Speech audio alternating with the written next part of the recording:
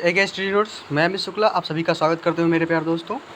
आज हम आपको बीए प्रथम सेमेस्टर के सभी छात्र छात्राओं के लिए बहुत ही मोस्ट इंपॉर्टेंट पेपर यानी कि होम साइंस का जो परीक्षा पेपर हुआ था आपका 2022-23 का, वो आप लोगों को इसमें मैं आप सारी चीज़ें आपके जो क्वेश्चन आए थे वो बहुत ही इम्पोर्टेंट और बहुत ही सहज आए थे, और जो आपको पढ़ाया गया था वो सारे क्वेश्चन आपको यहाँ पे आए हुए थे। तो ज़रूर देखें, क्योंकि इसमें सारे चीज़ें आपको मिल रही हैं आपके जो पढ़े हुए थे, और जो पढ़ने वाले छात्र छात्राएं हैं उनके लिए, जो सेकेंड ईयर में जाएंगे उनके लिए भी ये बहुत ही महत्वपूर्ण क्लासेस होंगी। तो ये आप लोग ज़रूर देखिए। और ये सिलेबस है आपका, सिलेबस भी आपको पता चल जाएगा कि कितने हमारे क्वेश्चन कहाँ से बन के आते हैं। तो ये सारी चीज़ें आप लोग गणना खुद करते हैं, तो आपको ऐसा प्रतीत नहीं होगा कि अब हमें पेपर में कितना अंक ज़्यादा से ज़्यादा लाना है। तो ये सारी चीज़ें अपने दिमाग में बिठा के चलिए कि सबसे पहले पेपर देखना है कि पेपर में कितने क्वेश्चन कहाँ से आप हमारे पेपर में आए हुए हैं। और जो हमारे प्यारे दोस्तों अभी तक हमारे चैनल को लाइक नहीं किया है और सब्सक्राइब नहीं किया, तो लाइक कर दें और सब्सक्राइब कर दें, और बेल आइकन दबाना ज़रूर ना भूलें, क्योंकि हमारे आने वाले वीडियो आप लोग तक पहुँच सके। अब बात करेंगे आपके जो आपका होम साइंस का पेपर हुआ था, उसमें आपका कौन सा पेपर था, और कौन सा ये था आपका fundamentals of nutrition and human development. ये आपका पेपर था, यानी कि बीए सेमेस्टर फर्स्ट एग्जामिनेशन 2022-23 यानी कि 2020 की जो शिक्षा नीति बनाई गई थी, उसमें से आपका जो क्वेश्चन आपका आया था, यानी कि नए शिक्षा नीति के अनुसार आपका ये पेपर बना था। अब आपको लेके चलते हैं आपके क्वेश्चन की तरफ। ये आपका था पेपर कुछ इस तरीके से बन के आया था आपका।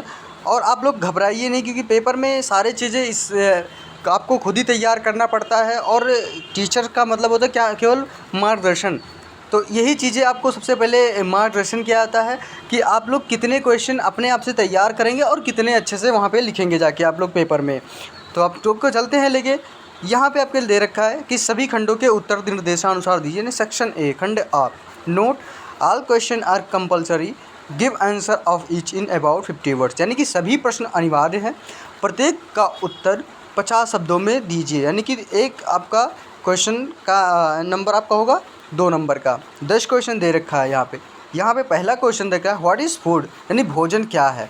आप लोग जानते हो मेरे प्यारे दोस्तों कि भोजन के बारे में आप जानते हैं कि कौन से भोजन किस प्रकार के होते हैं, संतुलित आहार और प्रोटीन, वसा, ये सारी चीज़ें हमें भोजन के बारे में ज्ञात होता है। तो ये सारी चीज़ें भोजन में आपको मिलते रहते हैं, यानी कि भोजन की बात करें जिससे हमारी पेट भरा जाता है, यानी कि हम लोग जिससे अपना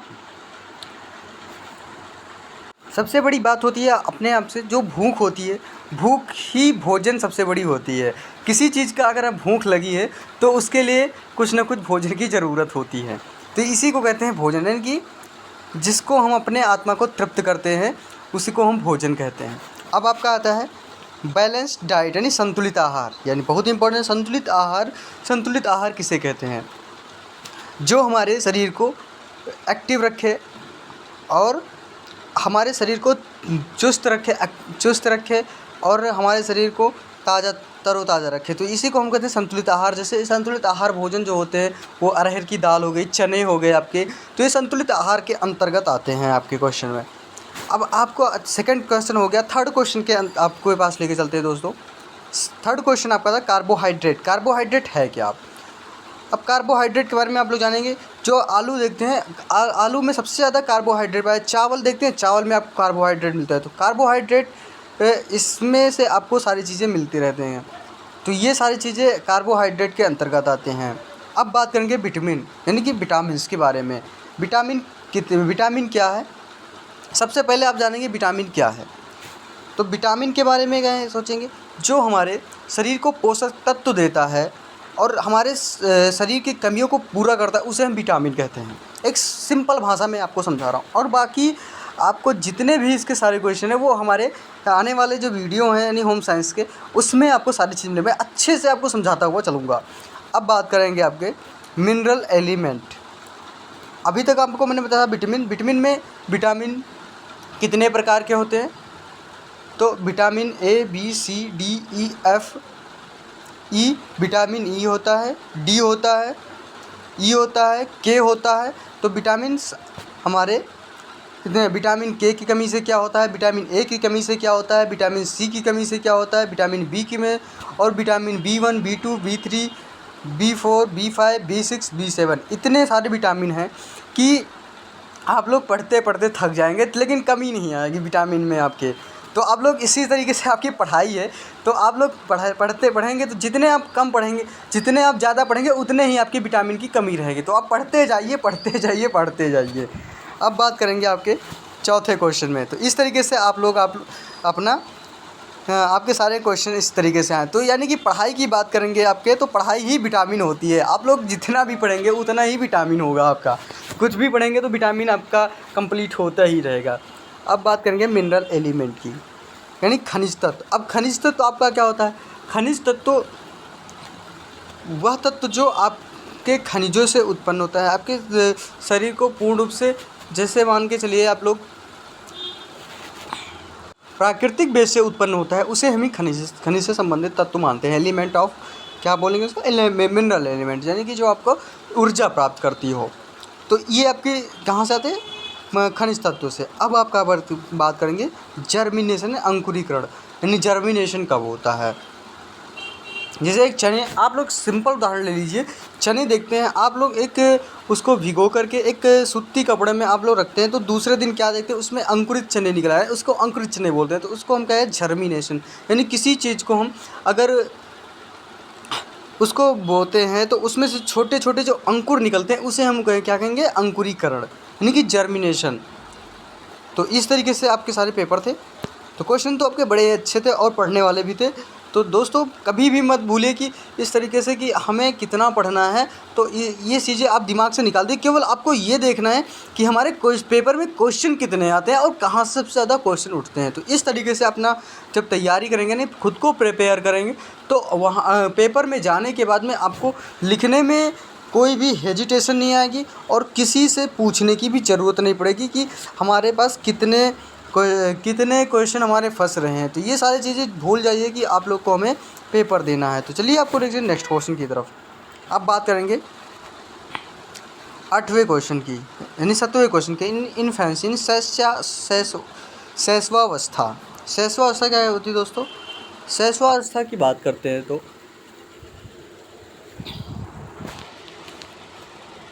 जो मीडियम वर्ग के होते हैं, यानी कि अगर कोई पौधा, मान लो मैं एक सिंपल एग्जाम्पल, जैसे पौधा निकला और वो थोड़ा बीच साइड में आ गया, मीडियम साइज में, तो वो उसको थोड़ी देख रेख करने की ज़रूरत होती है, क्योंकि वो धीरे धीरे बढ़ते हुए जब मीडियम वर्ग में आता है तो उसको कहते हैं शैशवावस्था। यानी कि हमें उसको पालन पोषण के संबंधित आते हैं, यानी कि हमें उसे पालन पोषण, तो इसको कहते हैं शैशवावस्था।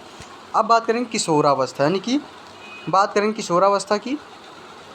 एडोलेसेंस ये होता है किशोर, यानी कि एज बताते हैं। अगर किशोरावस्था की एज बताएंगे तो आपका 16 साल से लेके और 24 साल से तक ये आपके होते हैं किशोरावस्था। अब आपका आ गया 9वां क्वेश्चन, ओल्ड एज, यानी कि बात करें तो वृद्धावस्था। वृद्धावस्था भी बहुत ज़्यादा दिक्कत होती है, जो कि वृद्धावस्था में सभी बुज़ुर्गों को देखते हैं कि उनके पैर हिलने लगते हैं, पूरा शरीर हिलने लगता है, कपकपी मचती है, ठंडी में प्रॉब्लम, गर्मी में प्रॉब्लम और बरसात में तो सबसे ज़्यादा प्रॉब्लम।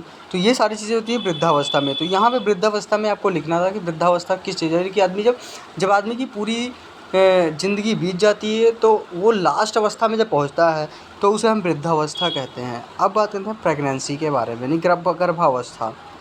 तो ये सारी चीज़ें आपके क्वेश्चन में आते हैं कि प्रेगनेंसी और गर्भावस्था में आपको सारी चीज़ें लिखनी है कि कब कैसे क्या होता है। तो ये सारी चीज़ें मैं आपको बुक्स में पढ़ाऊँगा, तो वहाँ पे आप लोग ज़रूर आप देखते रहे, क्योंकि सारी चीज़ें वहाँ पे मैं आपको एक सेक्शनाइज वाइज मैं आपको पढ़ाऊँगा और वीडियो वाइज जो आप क्लासेस चलती रहेंगी तो बैक टू बैक क्लासेस रहेंगी आपके, यानी कि चैप्टर वाइज क्लासेस रहेंगे। तो आप लोग अच्छे से ध्यानपूर्वक पढ़ते चलिए।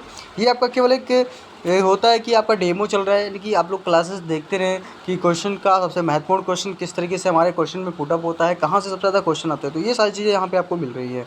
सेक्शन बी की आप बात करेंगे, यानी खंडवा। Note, attempt any 5 question from the following, answer to each question should be in about 20-100 words. Each question carries equal mark, यानी कि प्रत्येक क्वेश्चन का जो आंसर दिया गया है उसका मार्क समान है। तो अब नेक्स्ट के साइड में चलते हैं आपके चौथा क्वेश्चन। बात करते हैं दूसरे क्वेश्चन की। निम्नलिखित में से किन्हीं 5 प्रश्नों के उत्तर दीजिए। प्रत्येक प्रश्न का उत्तर लगभग 2 शब्दों में है।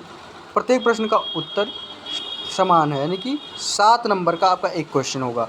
यहाँ पे आपका the briefly explain the prevention of menstrual tune, यानी कुपोषण के कारण निवारण का संक्षेप में बताइए। यानी जो कुपोषण होता है, कुपोषण कब होता है, यानी कि जब आदमी बीमारी से ग्रसित होता है तो उसी को हम कहते हैं कुपोषण। तो कुपोषण में आपको कारण, कुपोषण कब होता है, यानी कि मैंने अभी आपको बताया कि विटामिन, प्रोटीन, वसा, सारी चीज़ें जब कमी होती है तभी आपको कुपोषण की शिकायत होती है। तो इसमें आपको कारण में निकला, इसके निवारण कैसे, यानी कि विटामिन की पूरा करना हमें ही, किस विटामिन की कमी से हमारे शरीर के अंदर कमियां आती हैं। तो ये सारी चीज़ें यहाँ पे आपको लिखना था। तीसरा क्वेश्चन आपका आ गया, state the type of high blood pressure, यानी उच्च रक्तचाप के बारे में प्रकार बताइए। यानी उच्च रक्तचाप के प्रकार बताया, यानी कि कौन सा ब्लड हमारे शरीर में सबसे हाईएस्ट चलता है। तो ये सारी चीज़ें यहाँ पे आपको लिखना। क्वेश्चन बड़े अच्छे आए थे दोस्तों। वीडियो अच्छी लग रही हो तो लाइक करें और ज़रूर सब्सक्राइब कर दें चैनल को, क्योंकि सारे वीडियो आप लोग तक पहुँच सके।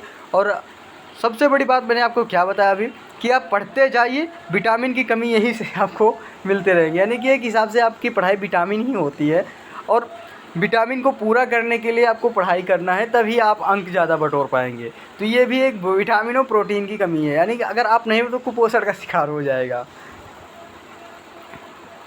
अब नेक्स्ट है आपका चौथा question, right A note of the disease केस्ड by deficiency of protein, यानी प्रोटीन की कमी से होने वाले रोगों पर टिप्पणी लिखिए। बहुत ही महत्वपूर्ण क्वेश्चन दोस्तों, ये आपके सबसे, यानी कि पेपर का सबसे महत्वपूर्ण क्वेश्चन आपका यही रहा कि प्रोटीन की कमी से होने वाले रोगों पर टिप्पणी कीजिए। यानी प्रोटीन के बारे में आप लोग सब जानते हो दोस्तों।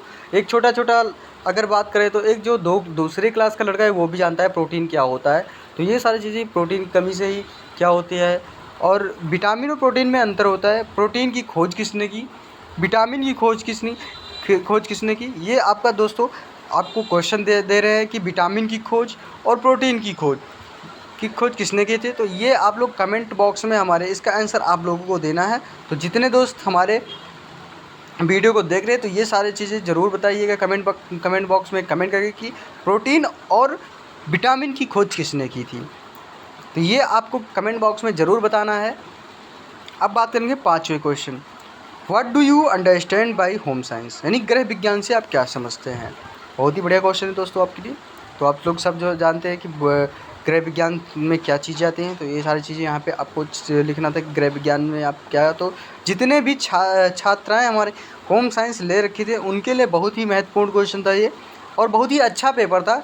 कहीं से भी अगर जितनी छात्राएँ हमारी पढ़ी थी कि कितने क्वेश्चन हमारे उनके दिमाग में चल रहा था, तो उनसे मेरे हिसाब से उनको कहीं से भी पढ़ने की ज़रूरत नहीं थी, क्योंकि जितने भी अच्छे आए थे क्वेश्चन वो बड़े ही अच्छे और बड़ी सॉलिड क्वेश्चन थे, क्योंकि वो उनको पहले ही दूसरे चैप्टर से सारे क्वेश्चन अच्छे से मिलते चले गए थे और पहला ही क्वेश्चन उनको ही मिला है।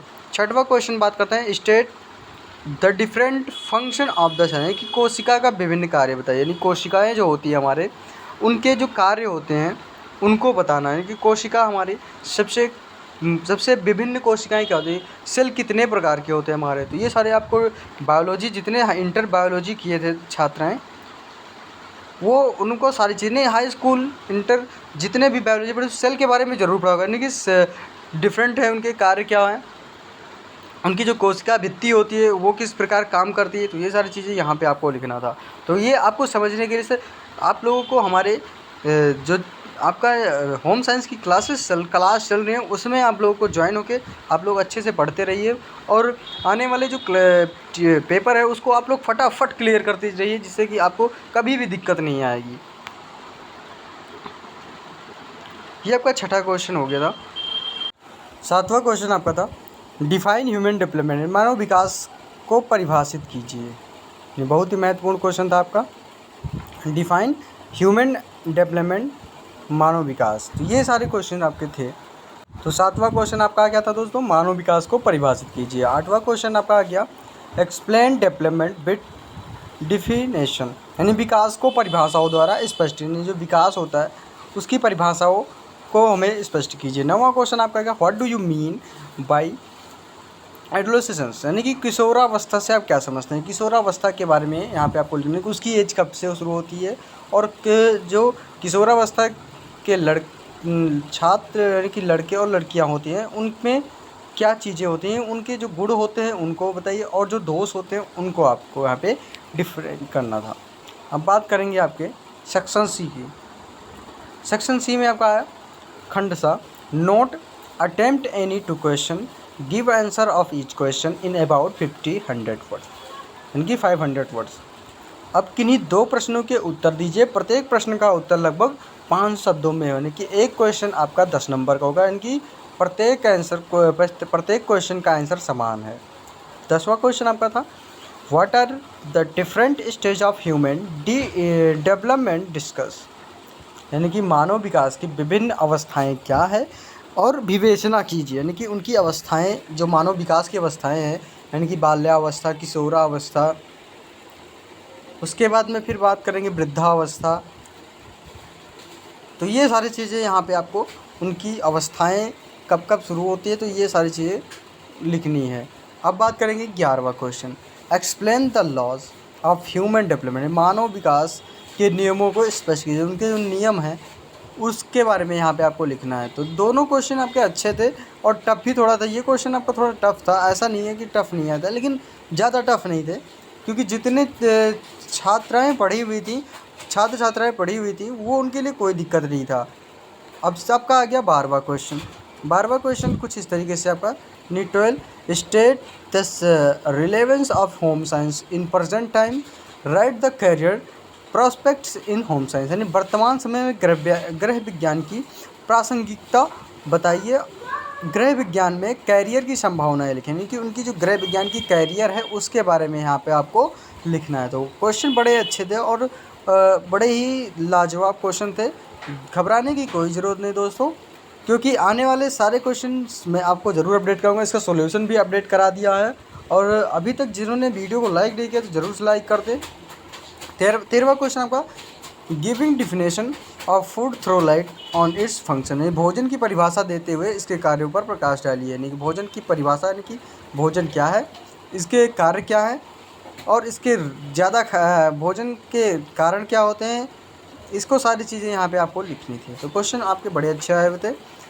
मैंने आपको इससे पहले बताया कि भोजन आदमी ना करने से जिस चीज़ की भूख लगी होती है उसी को हम भोजन कहते हैं। जो पेट हमारा कंप्लीट यानी पूर्ण रूप से भरे, वही हमारा भोजन होता है।